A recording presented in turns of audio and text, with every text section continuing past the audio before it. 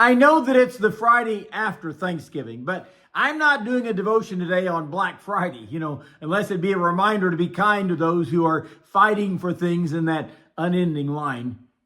Good morning. This is Pastor Ernie Lewis of the Blue Point Church in Sisney, Illinois, with your thoughts for Friday. Actually, the clock has passed from Thursday. The calendar has concluded the Thanksgiving holiday, and it calls for us to go on with our lives as usual. But the secret that the world misses is that our lives as usual should always include Thanksgiving. Now, I'm not talking about Thanksgiving the holiday. I am talking about thanksgiving as a regular practice. The Psalms are replete with reminders and calls for us to be a thankful people. And in Psalm 107 and verse 1, he says, "Oh, give thanks to the Lord, for he is good, for his mercy endures forever. Let the redeemed of the Lord say so. For whom he has redeemed from the hand of the enemy and gathered out of the lands from the east and from the west and from the north and from the south."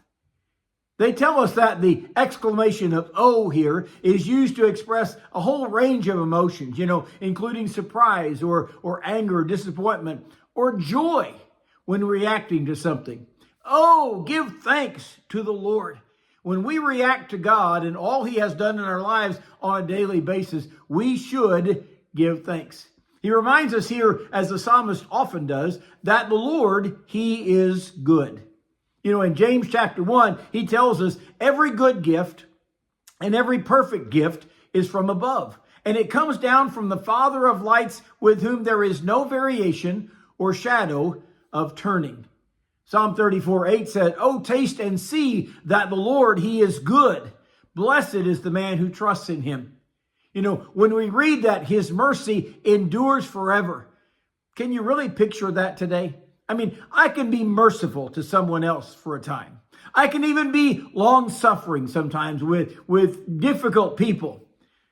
My mercy seems to run out after a while, Even after being long-suffering, it runs out. Can you imagine what that is like when you are a perfect and holy God and you are continuing to show mercy to a very imperfect man who continually falls back into sin and neglects God in their life? The Bible says his mercy is from everlasting to everlasting. You see, his mercy actually began before you were ever born and will certainly continue long after we are gone from this earth. So he says, let the redeemed of the Lord say so. Yes, we are supposed to outwardly and audibly claim his redemption for our lives. I realize that some Christians seem to think that they are undercover disciples. They don't really want to be found out as followers. If Jesus Christ has redeemed your soul from destruction and has shown his everlasting mercy in your less than perfect life, you need to be outspoken about his rescue for you. After all, he has redeemed you from the hand of the enemy, he says. He has rescued you from the clutches of Satan. And he has saved you from a life of sin and destruction that many others are still following.